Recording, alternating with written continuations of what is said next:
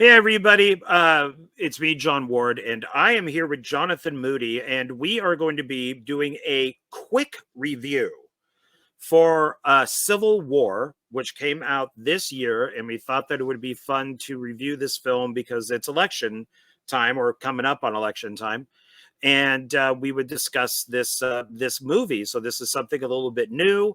And I'm going to be doing a few of these where they're just quick reviews, maybe 10 or 15 minutes.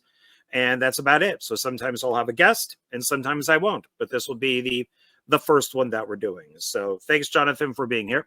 You're very welcome, and thank you for having me. Of course. Thank you. Thanks for being you. You seem to be the first one on a lot of my stuff. So I'm always the first. The first. You never forget your first. So I've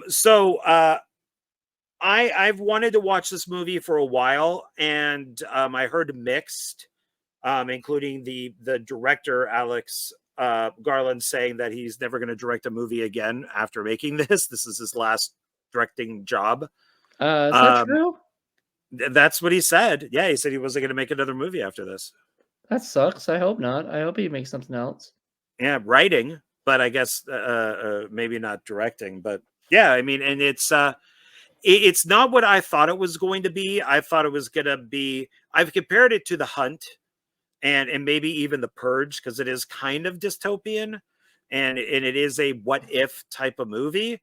But I thought originally it was going to be like Republicans against Democrats, and it's not. It's basically really kind of the Second Amendment, which is where civilians would take up arms to fight a tyrant that has taken over, like the White House, like a tyrannical president. Yeah, So my biggest problem with that is we don't really see enough of the president to like really be well informed as to how bad he is, as a person and things like that. And it's just, I think they focused way too much on the journalism stuff of it, and it just kind of, after a while, like the action stuff were cool.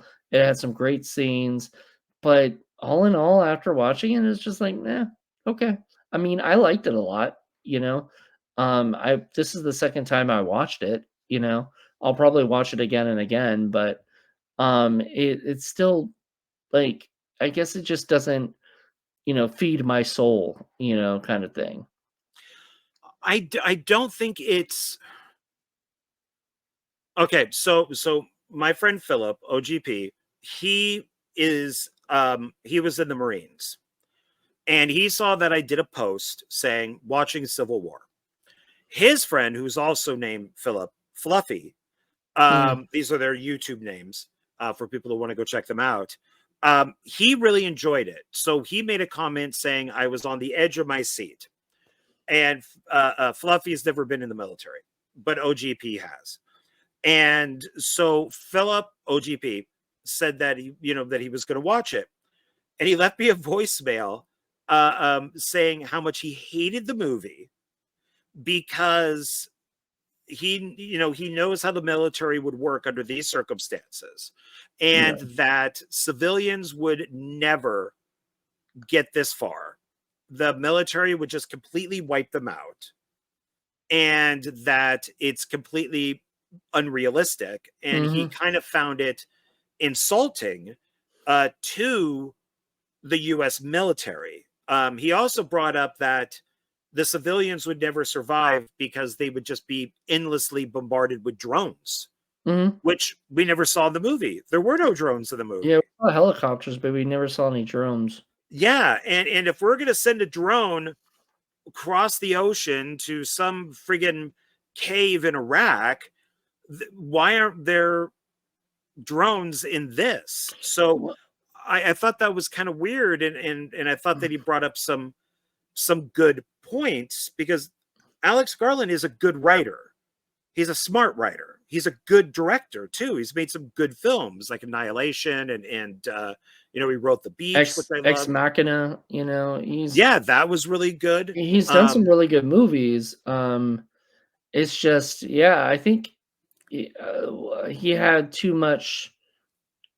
power, too much control over a movie.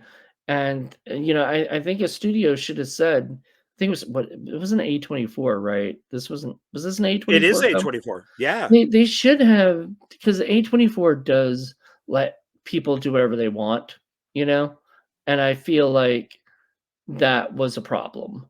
I felt like it just was sort of, like, I think Alex Garland should have been told, like, I don't think I don't think you should do it this way, and stuff. And got notes, back about it. But whatever. Well, because we're also, so to let people know, it's in a kind of an alternate future where it's Nick Offerman, who I think is great in these type of roles because he loves to play the opposite of what he is. And so he is this tyrannical president. And I don't think he's supposed to be Trump. I think he's just supposed to be just not a good president, just not a good guy. And he's on his third term. That was interesting, because then it's the future, where apparently that becomes a thing. Well, that he might have taken the third term against people, kind of like how Trump was just going to go in and become president again. It's like, Right. you lost. Doesn't matter if there was cheating or not. You lost. You can't then just call out the military and take over the White House and say, no, I'm president. That's not how things work. So I'm thinking that's what Nick Offerman's, his president, did, is he had the 2 terms and he goes, no, I'm just president. I'm just president again for a third term. And the people said, no, you're not. And they know their Second Amendment. They got their guns and they started fighting to get him out of the office. So the film takes place in the last few days of his presidency, as we are following these reporters to the White House to try to get an interview with him and to get photographs. And reporters are not looked at in a very good way in this. They do have vans and trucks and cars and stuff that say press on them. I like that one guy who was like, one person was like, I was in we're press, and he goes, oh, so that makes sense of why it's written on your car. Yes, I actually laughed at that. Yeah, because he's just like, because the press people think they're like above everybody. I think I feel like at least that's what like the soldiers and other people, the civilians think about the press. Well, yeah, because they are for the press, their gun is their camera. They're aiming it at you, and that's they're taking the picture, which could ruin your entire life. And of course they're not fighting, so they, the military, I guess, it doesn't really matter what side you're on, doesn't respect that a lot, even though they do protect them. So they're driving more or less cross country to get to the White House before the downfall of the president happens, because it's pretty much known that this is it. The guy's done with. It's finished, because and spoilers for people, but the film's been out for a while now. It came out earlier this year, but they basically the rebels, I guess you could call them. They were called, the rebels, and then what was the other one? The secessionists were the other people, right? Yes. Yeah. I mean, yeah, because it depends on what side you're on. Because if it's a suicide bomber, they're looked at as a hero, except for the people who got bombed. They're a terrorist. So yeah, well, and it's weird is the two states that have succeeded are Texas and California. And which a lot of reviews I saw to them, that didn't make any sense. You do have idiots on the right, like Marjorie Taylor Greene, who keep saying that we need a civil war, that we need to succeed. but yet there's no plan on how any of that would actually work. And and then you have, Trump supporters where you see these videos where they're like, oh yeah, well, if Trump doesn't win, we're going to have a civil war. We got our guns ready. So I think that's where maybe Alex Garland got the idea or something for this. But Nick Offerman's president does get gunned down at the end. They shoot him right there. It's in the, everybody's taking their pictures and stuff. Well, the best line in the thing is he's like, I'm gonna need a quote. He was like, please don't let them kill me. And he goes, that'll do. And I like that. I thought that was great. Yeah, because I guess that he's just an asshole. So it's just like, yeah, that's perfect. Thanks. Yeah, and then then we of course right before that we have the one girl taking a picture of Kirsten Dunst dying, which was set up earlier in the film. Because she said if I get shot, I want you to photograph me or whatever, or would you photograph me? And she does, and I'm like thinking, who the fuck just stands there and lets the person just shoot them, kind of thing. Like, I feel like they felt like that was just all, TV, a movie. But a photographer probably would, because they need to get the shot in the same way that a filmmaker, you could fall off of a cliff and they're like, okay, we got the shot. Are they okay? As long as we got the shot, keep rolling. Keep rolling. Yeah, just keep it rolling. They broke their arm to get them to the hospital. Did we get the shot? Perfect. Great. That's a wrap. We didn't get the shot. We didn't get the shot. We're gonna need him to come back from the hospital. Yep. Let's do that again. What, he dislocated his shoulder? Pop it back in the joint. We got to do it again. So, I mean, it's funny because that sort of happens where people, like, especially in the indie world, they don't have a lot of time, they don't have a lot of money, so if things get crazy because they're just trying to get the fucking thing finished, or whatever, so some people seem tyrannical, directors. Hey, Megan Fox called Michael Bay Hitler. And then she didn't work for a while after that comment. I mean, yeah. But this is. Do you believe that this scenario in Civil War could happen? I think it would be more like The Purge. Where people will pull people out of their houses and start just killing whoever that they think is, like a Republican might go to Democrat's house, a Democrat might go to a Republican's house, and vice versa, and start killing people that that they feel like is a threat to their political beliefs. That's what I think, and that's why I was sort of disappointed, because this was this was a war movie. There was a lot of war going on. There's people shooting each other on all over the place, shooting the guns and shooting cameras. So, I mean, well, yeah, you had the one group of soldiers that basically just killed anybody that wasn't an American. Yeah. They asked the one guy where he came from, and he goes, Hong Kong. And the guy's like, oh, China, and just shoots him. I know. I was like thinking that guy should have stayed with the old guy, but I guess they never thought that, like, the guys would just shoot them for being a different, race. Because remember, they were like, this guy's with you? Oh, this guy right here?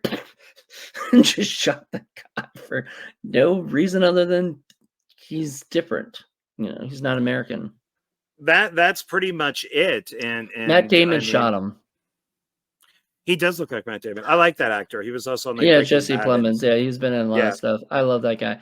But it was so funny because this is the most Matt Damon-y he's ever looked in my life. Like, literally, when I saw the trailer, I go, oh my God, it's Matt Damon. They're like, no, it's Jesse Plemons.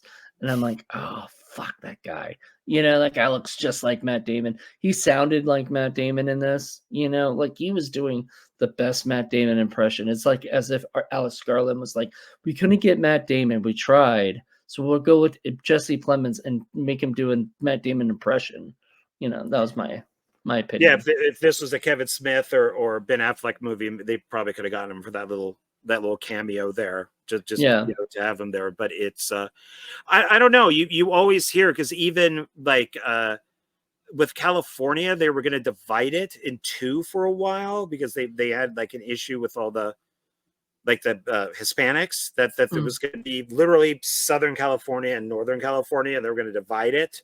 And so, I mean, it's not like this stuff hasn't been talked about. And of course, obviously we've had our own civil war, but I don't know. I think that there are, this is also according to OGP, that there are things put into place to where a civil war like this would never happen. That even if Trump got into office or Trump didn't get into office or whatever it is, that you wouldn't just have some conservative mother or father Mhm. start a war in their own backyard, that there's safeguards to these type of things. And of course you got the drones and everything. um but I mean, there could be rioting and stuff, like Jan 6, but it's I don't yeah, according to him, that there are safeguards to these type of things. What I heard is if there is a civil war or even World War III, is that it would all be AI. Everything would be computer based, it'd be social networking, it would all be within this computer world, that everything would get shut down. Right. That Did you notice, like, there was no phones, like, no cell phones, no, um, like, things like that. Like, people didn't like, technology wasn't even used other than the cars driving, and that's it.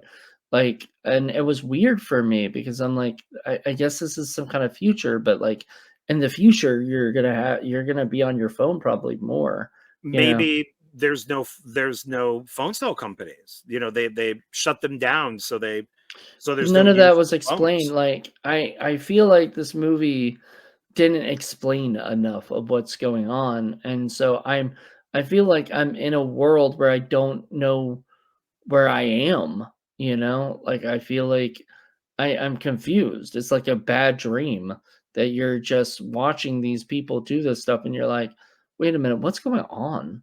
Like, why is this happening?" Like, the president is talking in the first, was it 5 minutes of the movie, trying to work on his speech, or whatever, and I'm, like, thinking, I'd like to see, like, what the world was like right before the Civil War, like, what turned it into the Civil War, and I think that Right. was the problem, was they didn't show you anything leading up to that, and they expected you to already, like, understand that this is what happened or whatever.